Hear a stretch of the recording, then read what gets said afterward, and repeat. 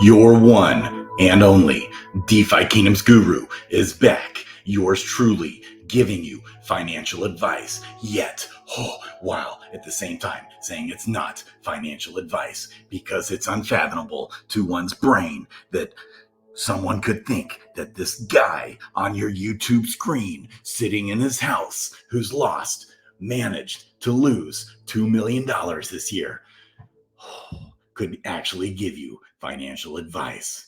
A guy who sat in his bed and does nothing but play DeFi Kingdoms. Does he take showers? No. Does he brush his teeth? No. Is there a disturbingly high number of Jack and Gem empty bottles in his house because Tosh is no longer in our lives?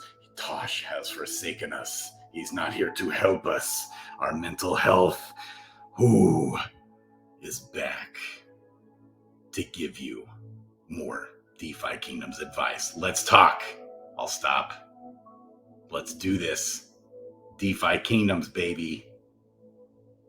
Training Quest. What you need to know. Let's talk Training Quest. I'm getting a lot of questions about it. It's awesome. I love it. Everyone's at different places. I still need to do my beginner series. Go through all this. Okay, so thank God for the Training Quest. Shout out to the devs. Okay, you have your profession quests and then your training quests. Training quests are awesome. They're, especially right now on Crystalville, training quests is how you can get crystals. Okay, crystals, lesser crystals, when you level up, help you level up better. It adds. So you have agility, dexterity. So when you're leveling up on those stats, it'll help increase your chances of getting stat points when you're leveling up. It's awesome. Okay, so in Crystalville, the new training quest came up. We've got strength in the docks, dexterity. So heroes that are good with dexterity, marketplace. This kind of looks like the ball guy is agility.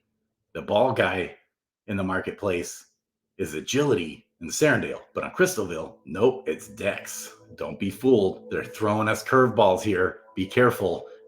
Agility is in the docks. Log rolling, baby. Tug of war for the strength, might, vitality, polar plunge. Vitality is the only one in the same spot. Gardens in both Serendale and Crystalville. All right, luck is in the cradle, the bottom down here, the cradle. Okay, you got wisdom. The animal handling at the top of the marketplace. You in the jeweler is intelligence. Endurance is also in the marketplace. You got 3 of them in the marketplace, 2 of them in the docks, 1 in the gardens, 1 in the cradle. All right. And this kind of tells you your drop rates. Now, training quests. The awesome thing about it is that you'll gain XP a little bit quicker in the training quest. You also get gold. So right now, I would say it's not as profitable to do these, except on Crystalville, getting the crystals, because the crystals are really expensive. There's not much liquidity. There's not a whole lot of liquidity, even of gold. I'm surprised more of y'all didn't. So last night when I shot the video, I was like, oh, I got to buy that Dark Knight, that mythic Dark Knight Gen 1 with 5 summons miner, who was the floor mythic. I got him. So I pulled my liquidity out and I was going to sell my gold because I needed the Kizash. And there wasn't enough liquidity to sell all my gold. So I got it done though, made it. And I put that gold liquidity back in there, baby, just for you guys to sell your gold. The nice thing, okay, you can provide liquidity. If you're wanting to hold the gold long-term, you buy the gold and you can put liquidity. Right now is a good time to buy the gold, not sell the gold on Crystalville. You can create liquidity. Okay, we'll go over those drop rates here in a second. You can create liquidity in the marketplace with the druid in the same way you do everything else. Okay, and what is this? Where am I? I didn't even know I had that in there on that account. So I'm smashing it returns on everything. It's really good. And then, so actually when I provided liquidity yesterday with the gold, when I went back into the pools after I pulled out, it actually gained instantly. So there's just so much sell pressure. There's not much liquidity. Normally, when you put stuff in for liquidity, it instantly drops both your items that you put in. If it's jewel and gold, let's say, or these items, all these items, you don't want to necessarily be selling them either, because you can't use them yet. There's not a whole lot of value. There's not much buy pressure. It's only sell pressure. But if you want to collect, have lots of items, that's a good spot, because you'll just gain in items and you're getting a lot of liquidity. So that's when it's a win-win. I provide liquidity for all you fools, you foos, so that you can sell your gold if you need to, which is nice to be able to do when you need to. And I get the trading fees. That's a win-win. That's how nothing else works in this world, long-term, sustainable, unless it's a win-win for all parties involved. Okay, that's a basic 101 thought. All right, so you provide liquidity, but gold, you can provide liquidity for your crystals that you get from training quests, like I did here. But here's my problem. I don't have the time or brain power to deal with the freaking MetaMask wallet these days.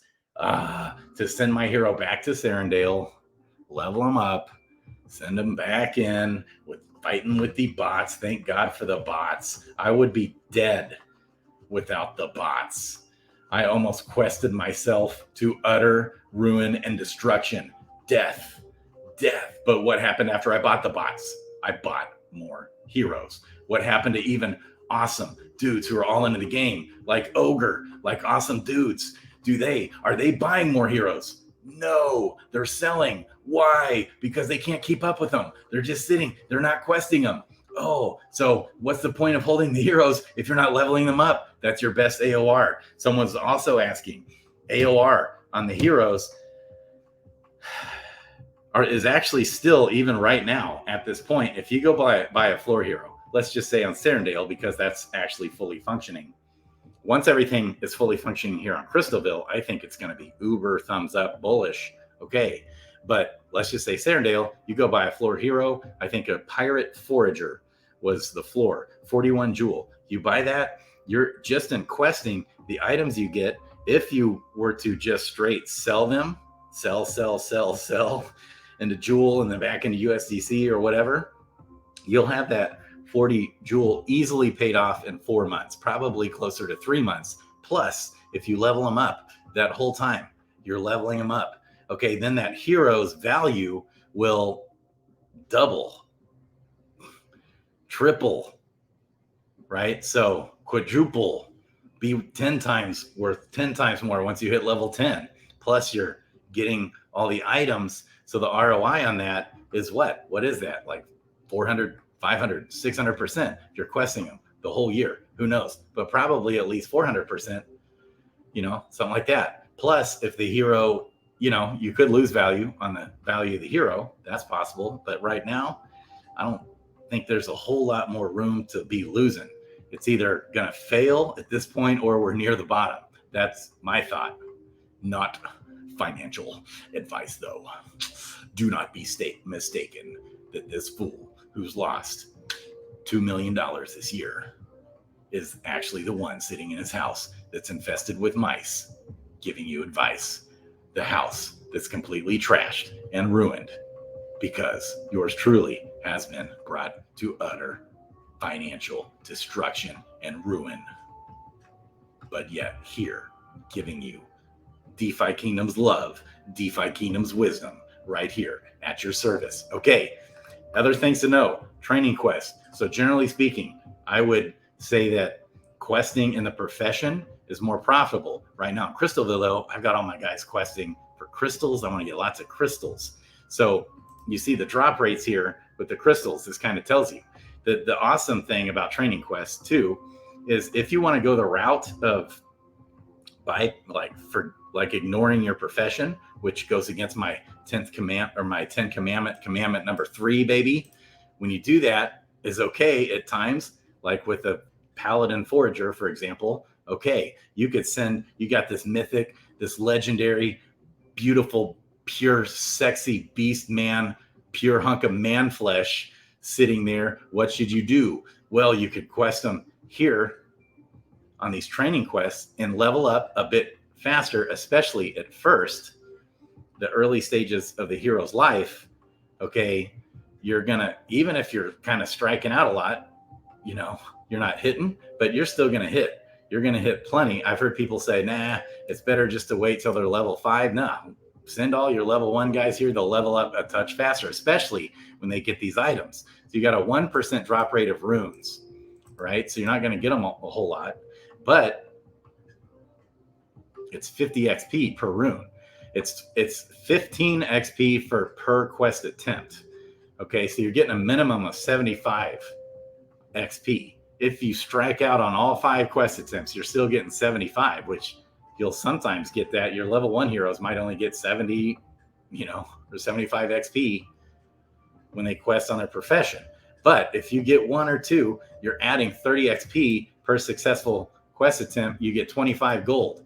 So it's not as profitable because that's all you're getting. When gold pops, though, I think there's a good chance more use case for gold is coming to the world as we know it. There's lots of upside for gold potentially down the road. So 30 XP per successful quest attempt.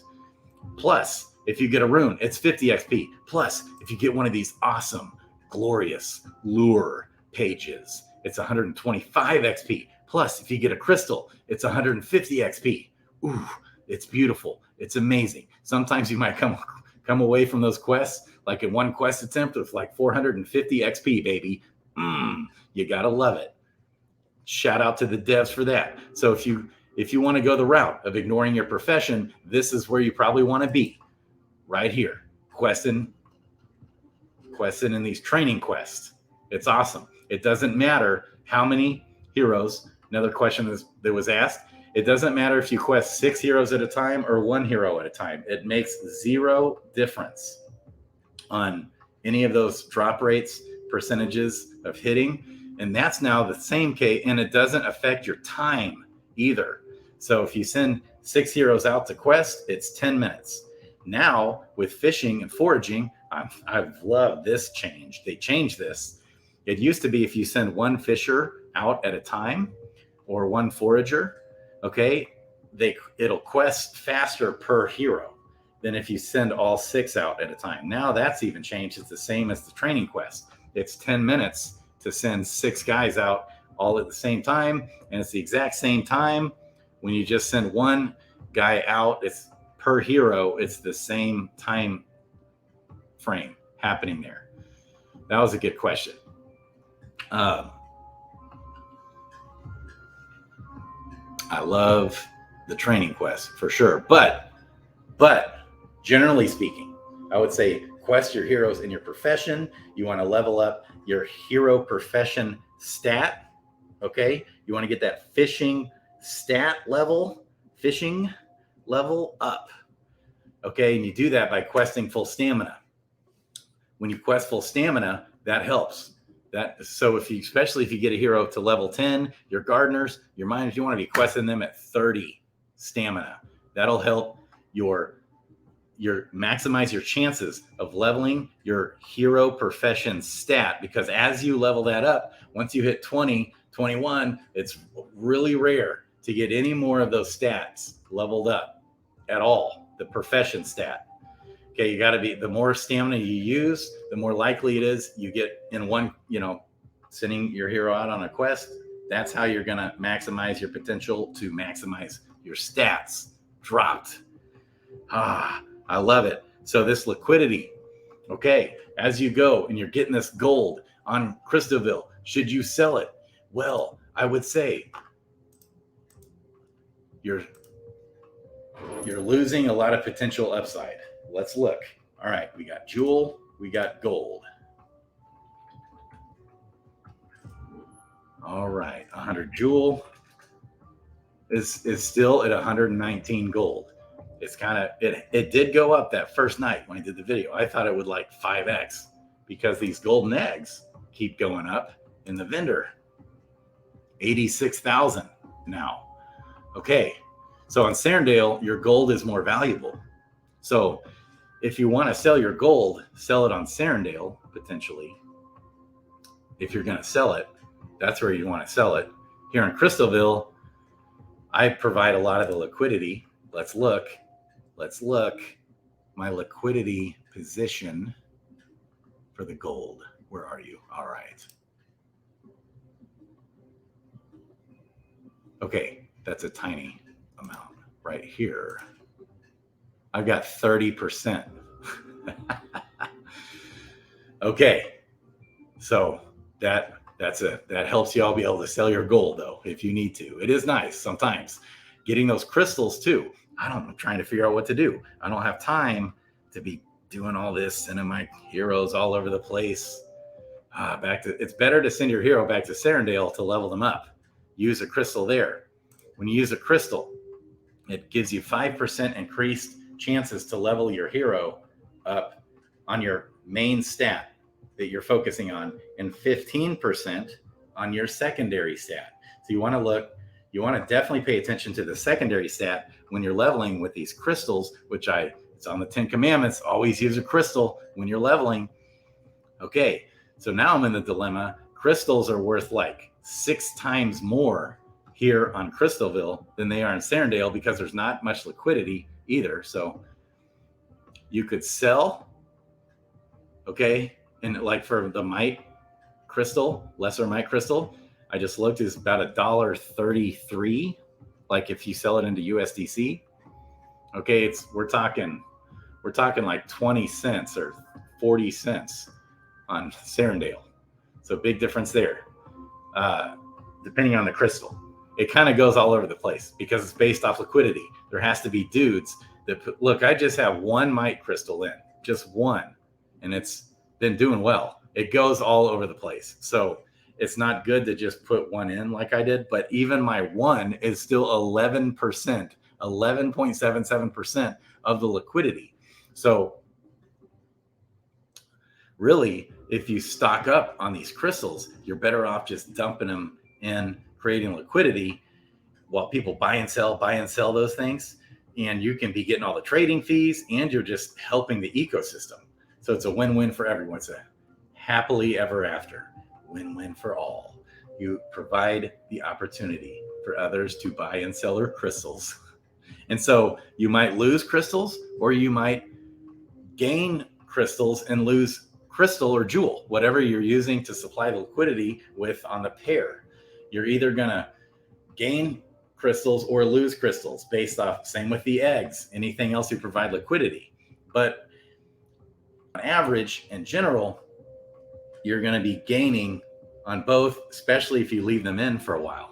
So only having one crystal in, eventually it'll say 2. Okay, like earlier, my pooled crystal here actually said 6. Now it's at 4.8. What's the deal? Well, that's because it's getting closer to where this will become a 2 instead of a 1. And it based off buying and selling pressure. I don't know which is more right now. It is at a premium, so I don't blame anyone for selling it. I was debating it. And then I was like, you know what? I just was using them. So who's got time for that? Ain't nobody got time for that. Sending it to Serendale, sending it back, fighting with the bots. Thank God for the bots. If you don't have bots, they're amazing. Instead of getting sick and tired of questing all day, every day, all the time, because you shouldn't let precious seconds pass by on your beautiful, amazing, sexy, beastly heroes. No, they must not sit on the sidelines with full stamina, unquested. That is a sin in this house. No one is allowed to do such things in this house. No. Keep those guys questing. Well, you're going to get sick of that. You're going to get real sick of it. And when you're sleeping, they're sitting there. They're saying, where you at? They're ready to quest. But what are you doing? You're sleeping. You're working. You're busy with life. You have a life, unlike me, who doesn't have a life. But you do. And so you need the bots because they're amazing. What will the bots do? Instead of getting sick of the game and wanting to exit the game and saying, screw this, and selling all your heroes, what are you going to do? You're going to buy more heroes. You're going to buy more crystals and gold and play the game and do more stuff. That's what you're going to do. And you're going to have heroes that level up faster because they're questing. It's amazing. Then when PvP comes and this game explodes and we make millions and millions of dollars, and we get filthy rich from this game. Or you might completely lose all of your money because the game could fail. That's also a possibility. But let's think about how much money, how much upside we could make with only a $19 million market cap, which is absolutely insane. I would think one dude might come along someday and dump $19 million into this game, let alone the entire market cap currently sitting at $19 million is absolutely mind-blowing to me. Sitting at the market cap rank of 721. What in the world? A microcap coin, a coin that was just mentioned on Altcoin Daily. All kinds of people all over the world playing this game. And it's still only $19 million market cap. Absolutely unbelievable in my mind. Seems like good opportunity to buy. Love you guys. Quest, your heroes. What else? Any other tips? I don't know. I still need to do, dang it, the locked crystal, the release.